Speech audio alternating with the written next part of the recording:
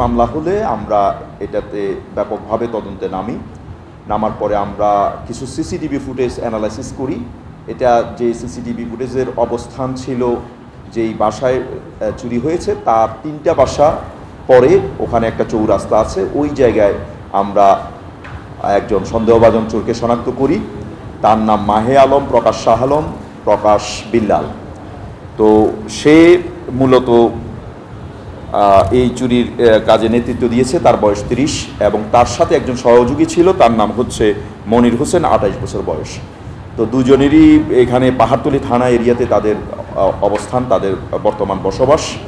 তো তারা পাহাড়তলীতে থাকতো, চুরি করতো আকবরশাহ থানাধীন এরিয়াতে। তবে এবং ওদেরকে তারপরে যখন আমরা শনাক্ত করি তাদেরকে গ্রেপ্তার করে ব্যাপক জিজ্ঞাসাবাদের আওতায় আনলে তারা কিছু স্বর্ণ বন্ধক রেখেছে, কিছু স্বর্ণ বিক্রি করে দিয়েছে, কিছু স্বর্ণ স্ত্রীর কাছে রেখেছে। এইভাবে স্বীকারোক্তি দেওয়ার পরে আমরা বিভিন্ন জায়গা থেকে চোরাই 12 ভরি স্বর্ণের মধ্যে ইতোমধ্যে 10 ভরি স্বর্ণ আমরা উদ্ধার করতে সমর্থ হই।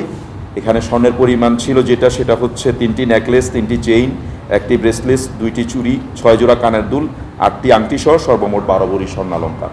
এর মধ্যে উদ্ধার যেটা হয়েছে সেটা হচ্ছে 10 ভরি স্বর্ণালঙ্কার। এগুলোর মধ্যে 3টি নেকলেস, 3টি চেইন, 2টি চুড়ি ও 3 জোড়া কানের দুল এবং 2টি আংটি সহ প্রায় 10 ভরি স্বর্ণ। তো এই হচ্ছে পেশাদার চোর। এর বিরুদ্ধে মাদক এবং চুরি মূলত করে। তো মাদক এবং চুরির মামলা মোট 12টি মামলা আছে এই পেশাদার চোরের বিরুদ্ধে।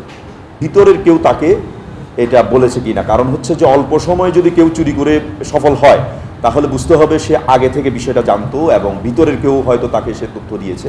তো আমরা তাকে জিজ্ঞাসাবাদ করেছি, এই পর্যায়ে সে ওইটা স্বীকার করেনি। তবে আমরা রিমান্ডে এনে আরও ব্যাপক জিজ্ঞাসাবাদ করলে এই ধরনের কারণ আসতে পারে, তখন আমরা তাদেরকেও আইনের আওতায় নিয়ে আসবো।